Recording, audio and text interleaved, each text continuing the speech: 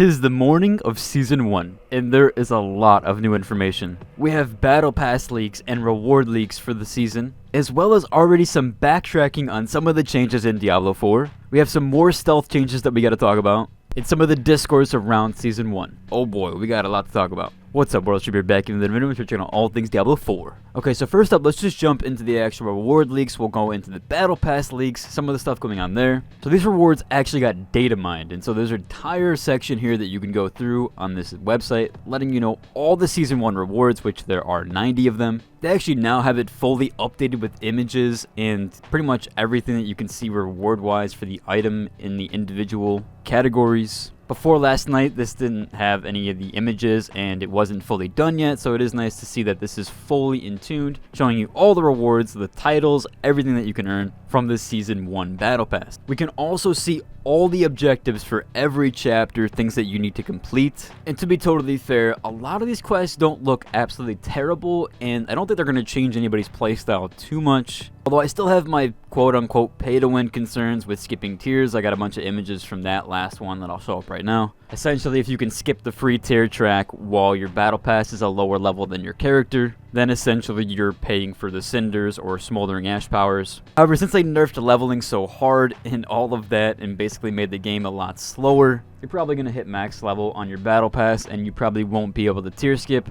However, if this is possible and my battle pass is lower level while I'm doing my farm route, I will showcase that you can literally pay for the tier skips and then unlock those powers. Because everybody kept saying you can't pay to win the battle pass, and yeah, it's like very minute pay to win. Let's be real, this type of pay to win is like the minor of minor of minor, is like earning these tiny small passive buffs. And eventually everybody will earn them for free and a lot quicker than, let's say, paying for power in Lost Ark or another game. However, it's still there, and yeah, they definitely will go down this route even further if they see that it is successful. So again, if it is possible, or if my farming route, which is, again, I'm not changing my playstyle for the battle pass. If the farm route that I'm doing and taking about grinding dungeons, grinding those events in strongholds, and my battle pass doesn't meet my level of what my character's at, then yeah, I'm 100% showcasing that you can actually pay to win. But if you want to check those rewards out in the battle pass, I'll have a link down below in the description. We also had a bunch of tweets from Adam, as well as those seasonal changes and kind of stealth changes. Now, one of those stealth changes is actually getting reverted now, and this wasn't listed in the patch notes for obvious reasons. It's a major one. There's no way that it should have not been listed in the patch notes. However, there also is some conflicting stuff with this too, so it really doesn't make sense why this wasn't even in the patch or why a different section was in the patch as well. But they basically had the World Tier 3 and 4 restricted to certain levels, which was level 40 and 60.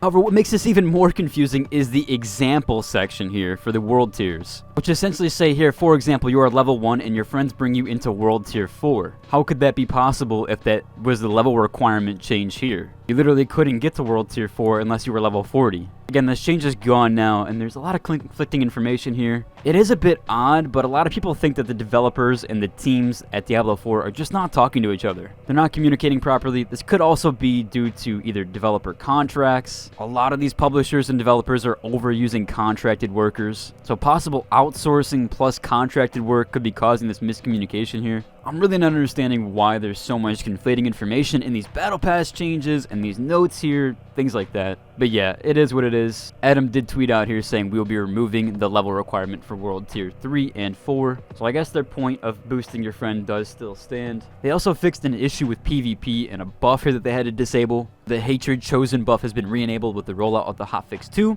We will also address the drop rate of Abnerant Cinders and Helltides that was reported yesterday. However, that change also did occur too, so the Cinders should be fixed and the drop rate should be changed. Although I haven't got much experimentation yet with those Cinder changes, or even PvP change for that matter. They also had another stealth change, and it was more of an accessibility feature here, so I'm not even sure why they didn't list it. They were very proud about their accessibility features on launch, so I'm not sure why they skipped over this one. However, they did drop a big patch which included a screen reader fix, and however, it doesn't say what the screen reader fix actually is. compared to older notes and the rest of the patch notes where details are given basically in crazy depth. Adam did respond here saying that it's something that their team is looking at essentially for internal production. Just sounds like here that the teams are on different pages here with different details and trying to put it all together. We obviously, of course, have that new live stream that's going to be happening. That's not happening till tomorrow, but we do have that tweet here from Adam Fletcher that we have been hearing the feedback from players regarding some of the changes in 1.1. We're going to have the campfire chat later this week on Friday to talk more about it.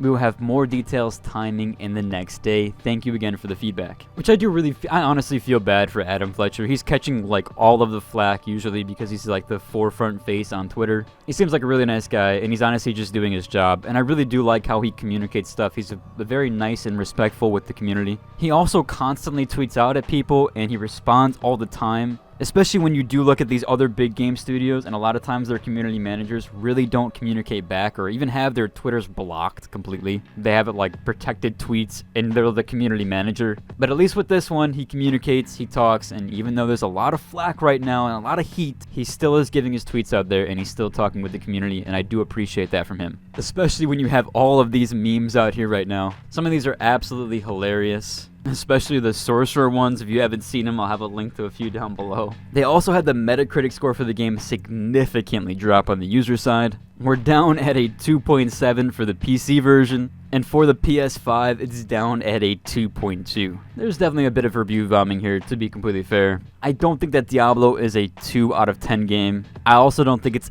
anywhere even close to a 10 out of 10 game. Even realistically, a 7 out of 10 is giving it a lot. It probably is a lot closer to what the actual review score or the user critic score was before, which was around a 4 or a 5. Yeah, I think the game currently is around that. That's just my opinion, though. We also had a post here that talked about they could have just given us World Tier 5 and avoided all this drama. However, that's a lot of new content that they have to make, and they're giving about a minimal amount of effort that they can right now. Also, the game is just released way too early. This thing easily needed another 1, if not 2 years to be in development time. Of course, for these big studios, they're going to push it out for their quarterly earnings and for investors. And yeah, even leading up to D4's release, we had some leaks out a while back from some inside developers talking about the crunch and all that stuff and how D4 was being rushed out the door. And yeah, I think we can all see that now that Diablo 4 was definitely rushed out the door. Someone else has another theory about the patch. It says Blizzard is now prioritizing time played as their main KPI over active users. And yeah, 100%. They definitely want people to be logged in, playing the game as long as possible. That's why they're slowing every aspect of the game down. However, I do think this is going to significantly backfire for them.